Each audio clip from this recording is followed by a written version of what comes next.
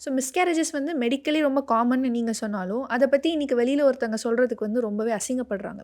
So இந்த shame on miscarriages அப்படின்ற ஒரு விஷயத்துக்கு உங்களோட ஒப்பீனியன் என்னவா மேம் இருக்கு? மிஸ்கேரேஜ்ன்னு ஒண்ணு நடந்தாவே, அது விமன் தான் காரணங்கிறது கிடையாது. ஃபர்ஸ்ட்டு திங் ஒரு மிஸ்கரேஜ் நடந்துருச்சு அப்டின்னா, இந்த சொசைட்டி என்ன பண்ணும்னா, அந்த விமன தான் தப்பு சொல்லும். "நீ டிராவல் பண்ணது, ஃபுட் சாப்ட்டது, படி வேகமா ஏறுனது, இதெல்லாம் காரணமா இருக்கும்" அப்டின்னு சொல்லி அந்த விமன வந்து ஒரு பயப்படுத்துவாங்க. இத சொன்னா தானே பிரச்சனைங்கிறனால, இது நெறைய விமென்ஸு சொல்லாம அத சைலன்ட்டாவே வச்சர்றாங்க. ஸோ ஒரு விமன் வந்து ஆஃப்டர் லாஸ் அதாவது ஆஃப்டர் மிஸ்கேரேஜ் அவங்களுக்கு தேவைப்படுற ஒரு முக்கியமான விஷயம்னா என்ன மேம் சொல்லுவீங்க? சப்போர்ட் தான் தேவ. அதுவும் பார்ட்னரோட சப்போர்ட் ரொம்ப தேவ. இது உன்னோட மிஸ்டேக் இல்ல. அபார்ட் ஆனாவே அது விமன் மிஸ்டேக் கிடையாது. குரோமோசோமல் ரீசனா இருக்கலாம். வேற ஏதாவது காரணமா கூட இருக்கலாம்.